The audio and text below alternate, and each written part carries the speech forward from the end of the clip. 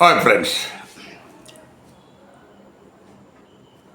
ఈ బీజేపీ ప్రభుత్వం, బీజేపీ నాయకులు, ఆర్ఎస్ఎస్ నాయకులు, తర్వాత వాళ్ళ అభిమానులు, వీళ్ళంతా సెక్యులర్ అన్న పదము ఒక పెద్ద బూతు పదంలాగా ఇందిరాగాంధీ సెక్యులర్ అనేది కాన్స్టిట్యూషన్లో ప్రియాంబిల్లో చేర్చింది. ఎమర్జెన్సీలో చాలా దుర్మార్గం చేసింది. సెక్యులర్ అనేది మేము సహించలేని మాట అని చెప్పేసేసి తరచుగా దాని గురించి సెక్యులర్ దాని మీద వాళ్ళంతా ఏ సందర్భం దొరికినా కామెంట్ చేస్తున్న విషయం మీలో చాలామందికి తెలిసిన విషయం. అసలు సెక్యులర్ అంటే ఏంటి? సెక్యులర్ అనేది సెక్యులం అనేది ఒక లాటిన్ వర్డ్.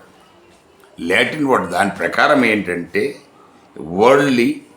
సో ప్రజెంట్ అంటే ప్రస్తుతమున్న ప్రస్తుతమున్న ప్రపంచంలో నడుస్తున్న సమాజం, నడుస్తున్న దేశం, నడుస్తున్న చరిత్ర, తర్వాత ఏ మతం మీద విపరీతమైన ఒక మతాన్ని గౌరవించటం, ఒక మతాన్ని అగౌరవపరచటం కాకుండా నాన్ రిలీజియస్ అంటే మతము ఏది అఫీషియల్ మతం ఏమి కాదు అనేది, ఇది ఫలాంటిది మా అఫీషియల్ మతము అనేది లేకుండా ఉన్నదే సెక్యులరిజం.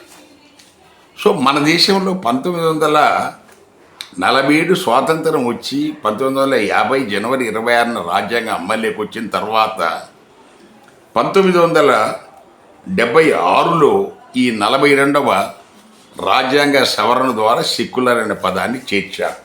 1976, 42 రాజ్యాంగ సవరణ అంటే 1976 అంటే 47 నుంచి 29 సంవత్సరాలు. సో ఈ 29 సంవత్సరాలలో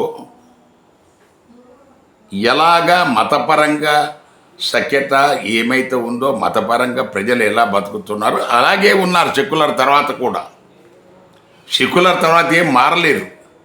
వీళ్ళ బుద్ధి మారింది, మెంటాలిటీ మారింది.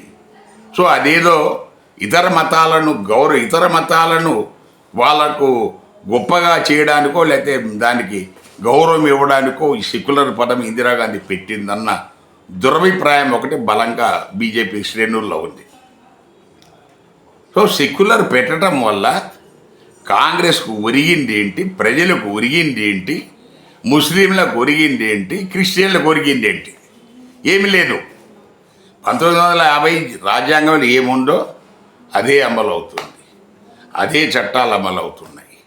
సో ఇక్కడ పోనీ హిందూ మతం అఫీషియల్ మతం అని చెప్పేసి మొదటి నుంచి నేను ఉండుంటే, అలాంటప్పుడు నువ్వు సెక్యులర్ని పెట్టి హిందూ మతాన్ని దానికి ఉన్న అఫీషియల్ హోదాను నువ్వు తీసేసావని వాళ్ళంటే అది అర్థం ఉంది. హిందూ మతం అఫీషియల్ మతం కాదు. ఆ మాటకు వస్తే హిందూ అన్న పదానికి ఈరోజు కూడా లెక్క తేలటం లేదు అర్థం. ఎవడు సైలెంట్ అయిపోయాడు. ఆ మాట అడిగితే పక్కకి వెళ్ళిపోతారు. ప్రభుత్వం కూడా హిందూ అనే పదానికి మాకు అర్థం తెలియదు, అది ఏ మత గ్రంథంలో లేదు, దాని గురించి మాకేం తెలియదు అని చెప్పేసి అమిత్ షా గారే ఆయన మంత్రిత్వ శాఖనే స్వయంగా పబ్లిక్గా డిక్లేర్ చేసింది. సో అది ఏదో తెలియదు. మరి ఈ దేశం హిందూ దేశం, అది హిందూ మతం అని మనం అనుకుంటున్నాం, నడిపించుకుంటున్నాం. మీ పంటి బలంతో, మీ శక్తి బలంతో, మీ ధన బలంతో మనము నడిపిస్తున్నాం. కానీ హిందూ అంటే ఏంటో తెలియదు. సో హిందూ ఎవడన్నా దాని గురించి ఏదనంటే ఆ చిన్నజీఆర్ స్వామి హిందూ అంటే నాకు నచ్చదు, నాకు చెత్త మాట, అసహ్యం మాట, అది ఒక బానిస, దొంగ, చోర్ అనేది ఉంది, నాకు ఆ మాట వింటే నాకు అని ఆయన అంటాడు. ఆయన అంటే ఎవడో ఒక శర్మ శాస్త్రం అంటాడు, వాడికి బుద్ధి లేదు, చెప్పుతో కొట్టాలి అని. సో ఇది నడుస్తూ ఉంది. అందువల్ల సెక్యులర్ ఈ రాజ్యాంగ పీఠికలో 1976 42వ రాజ్యాంగ సవరణ ద్వారా ఈ ఎమర్జెన్సీ పీరియడ్లో ఇందిరాగాంధీ చేర్చటం వలన సమాజానికి ఎవ్వరికి కూడా ఏ వర్గానికి, ఏ మతానికి కొత్తగా ఒరిగిన ఏమీ లేదు.